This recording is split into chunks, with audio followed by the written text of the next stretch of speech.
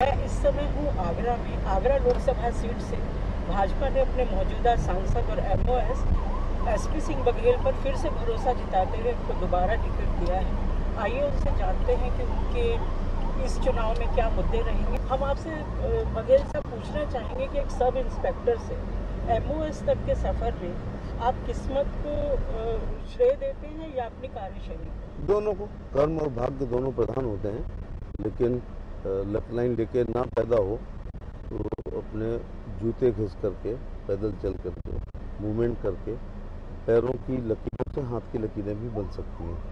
तो लोगों को गले के हाथ तो दिखाई पड़ते हैं, लेकिन पैरों के छाले भी देखना चाहिए। मैं जिस दिन से राजनीति में आया हूँ, दिन में नहीं सोया हूँ।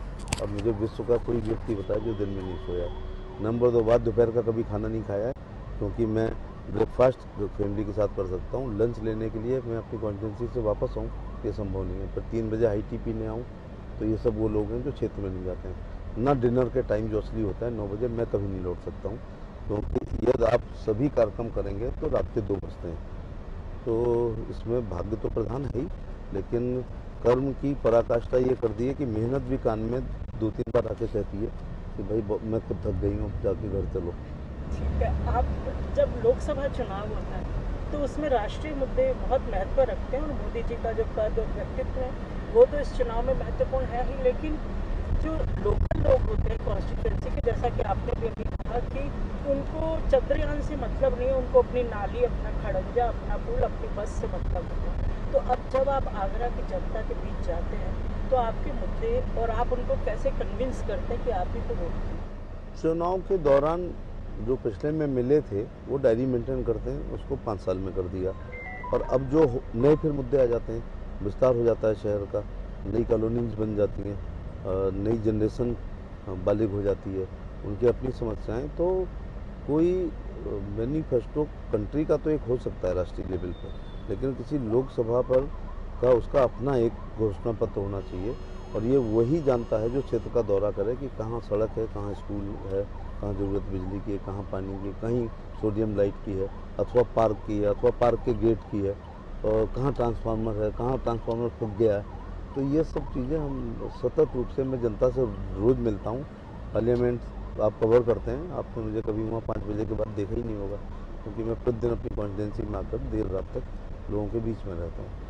बघेल साहब, आपकी जो कॉन्स्टिट्यूंसी है वो ताज और यमुना नदी यहाँ पर महत्वपूर्ण, दोनों चीज़ें महत्वपूर्ण हैं और दोनों को लेकर कुछ समस्याएं हैं। जैसे कि ताज को लेकर जयपुर राजघराने की दिया कुमारी ने एक सूट किया है कि ये हमारी ज़मीन है और ये हमारे जगह है, नंबर 1। नंबर 2, यमुना को हर रोज़ एनजीटी नोटिस देता है, स्पेशली मथुरा, वृंदावन, आगरा में सबसे ज़्यादा पोल्यूशन है। इन दोनों इश्यूज़ पर आपका क्या राय है? पहले से तो बहुत बेहतर है, लेकिन और बेहतर की ज़रूरत है। आगरा शहर को एनजीटी ईटीजेड एक नई चीज़ है जो देश में कहीं नहीं है, और माननीय सुप्रीम कोर्ट लगातार मॉनिटरिंग करते हैं, जिससे उसमें सुधार भी हो रहा है काफ़ी। अब दिया कुमारी का बयान है, उनका अपना बयान है, लेकिन इन चीज़ों के लिए हमारे यहाँ बहुत अच्छी संविधान व्यवस्था है। किसी को भी आपत्ति है तो लोअर कोर्ट में जाए, वहाँ जीते या हारे तो कोई पक्ष हाई कोर्ट जा सकता है, देन सुप्रीम कोर्ट जा सकते हैं। तो देश कानून से चलता है, और उसके लिए सब लोग फ्री हैं। आप अपना मुकाबला सपा से मानते हैं या बसपा से, किससे मानते हैं? ऐसा कोई मुकाबला नहीं है। अगर आप सड़क पर खड़े होकर रैंडम 100 लोगों से पूछें कि समाजवादी पार्टी के प्रत्याशी का केवल नाम बताओ, और बीएसपी का तो कोई नाम ही नहीं बता पाएगा।